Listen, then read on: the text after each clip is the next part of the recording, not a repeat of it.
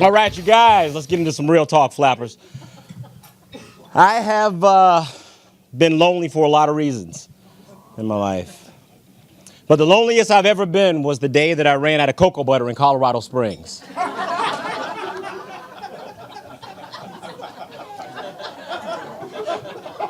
I moved to Colorado Springs, or the Springs as the locals call it, to be a lawyer. But no one told me how dry it is in the mountains. Now, this is only important because dryness is enemy to the black skins. Because dryness creates itchiness. And itchiness creates scratching, and scratching, of course, creates the evil white dust of ashiness. It's like having your body covered with tiny, dusty Klansmen.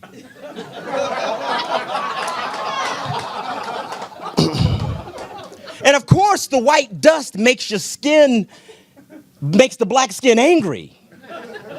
Because as the old saying goes, the blacker the berry, the dustier the juice when you're ashy.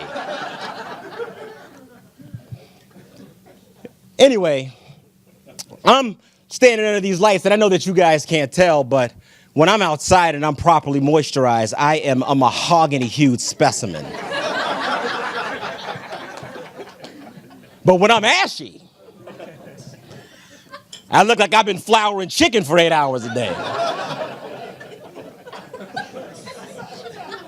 I really want you guys to understand how serious black people take ashiness.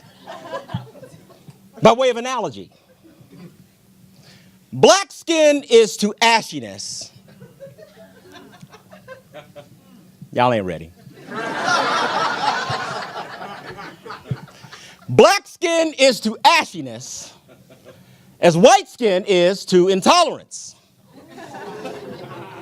I told you wasn't ready. If you have any, you better hide it.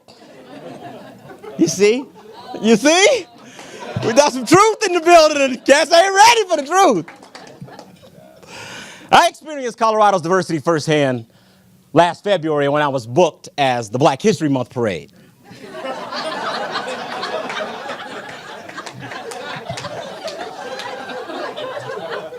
The city had a falling out with the regular guy. Everyone, settle down. The parade will begin momentarily. Don Dreek, where are you, buddy? It's February 9th. You're 8 days late. What do you mean you're not coming in because of the wig? Frederick Douglass didn't have dreadlocks. Are you sure about that? Replacement. John Adams? Oh, is that the new guy with the ashy skin? A lot of you guys aren't laughing because you don't know jack about Frederick Douglass. Like, by round of applause, name a fact. If you know a fact about Frederick Douglass besides the fact of his name or his jacked up afro, clap. All the black people.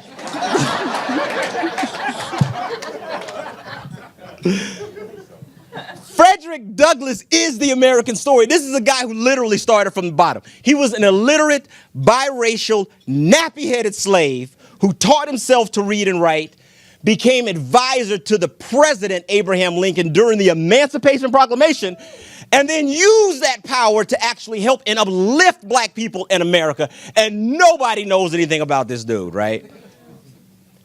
He was the good Omarosa.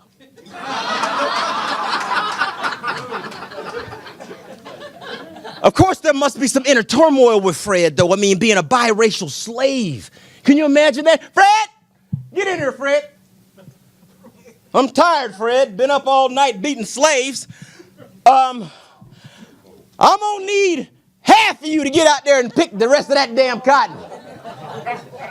And I'm gonna need the other half to watch the black half. I'll be back in 15. I got my dream job in Colorado, though, as a prosecutor. Can you imagine looking like probable cause and your job is to put black people in jail who look like probable cause?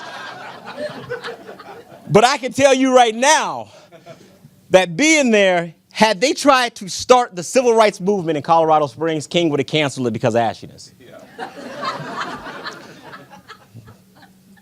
The Negro cannot have a civil rights movement until his skin is able to handle the white man's mountainous and arid winters.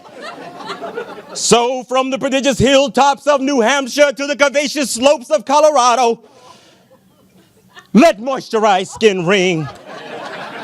And when we no longer have to import our skincare products from Atlanta, we can say, like our melanin-challenged brethren who use Nivea and Avena, Jergens and Dove, Lubriderm and Dermalogica, free from ash, thank God Almighty I'm free from ash. My name is John Adams, God of forever, love you guys.